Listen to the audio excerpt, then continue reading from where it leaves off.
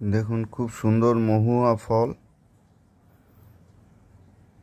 এর একটা খুব সুমিষ্ট গন্ধ আছে, যেটা মাছেদের অত্যন্ত প্রিয়, যে কোনো মাছের। আর এটার আরেকটা বৈশিষ্ট্য হলো এই ফলটা একটু নেশা তৈরি করে। অর্থাৎ এই ফলের আচার বা এই ফলের রস টোপে মিশিয়ে দিলে মাছেদের শক্তি অনেকটাই ক্ষীণ হয়ে যায়। অর্থাৎ মাছ, বড় বড় মাছ হলে তাদেরকে টেনে আরামসে পাড়ে তোলা যায়। তাই এই মহুয়া ফলের ব্যবহার মাছের খাবারে প্রচুর হয়।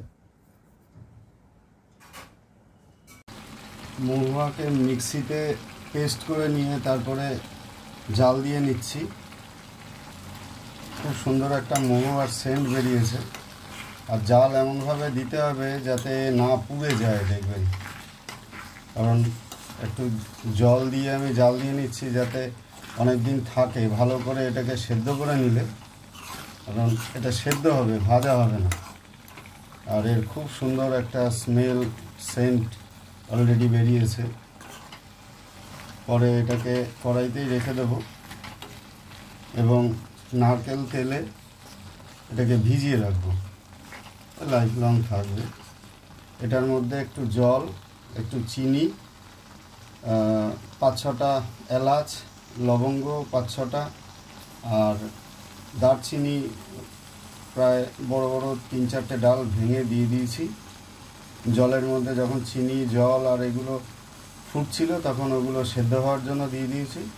তারপর ওগুলো মোটামুটি ফুটে এলে তারপরে মহুয়া পেস্টটা দিয়ে দিয়েছি। এবার মহুয়া পেস্টটা রেডি হয়ে যাবে। একটু জলটা আর একটু শুকিয়ে নিলেই মহুয়া পেস্ট রেডি হয়ে যাবে। এই জলটা থাকলে নষ্ট হয়ে যাওয়ার চান্স থাকে। জলটা যত শুকিয়ে নেওয়া যাবে তত এটা সুরক্ষিত। আর তারপরে তো নারকেল তেল দেবই, নারকেল তেল দিলে আর নষ্ট হবে না। নারকেল তেল দিয়ে জারে ভরে আবার বাকিটা দেখাবো।